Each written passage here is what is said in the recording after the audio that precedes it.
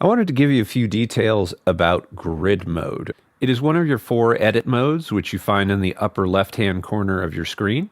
Grid mode only allows me to move things or to edit things based on the grid value. The grid value can be found next to the main counter over here to the right, and you can see where it says grid. So if I click this little triangle to the right of my grid value, I can see what it is.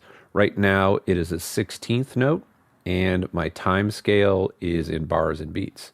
So right now, if I were to edit with my trim tool, you can see that it's a little jerky. It's because it's requiring me to edit precisely on a grid.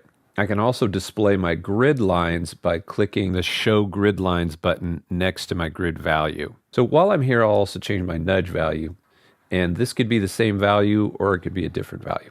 Click the button that says grid and it will actually show me in my edit window what a quarter note looks like.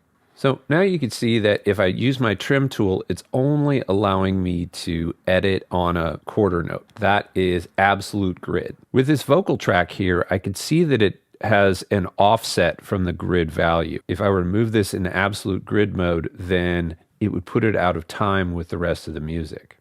Let's say this is a chorus and I want to paste it where the second chorus goes. I want to maintain the same offset from the grid. Instead, I can go to the upper left-hand corner into my edit modes and go to relative grid. So then if I were to move this track, it's going to keep it the same distance from the grid line.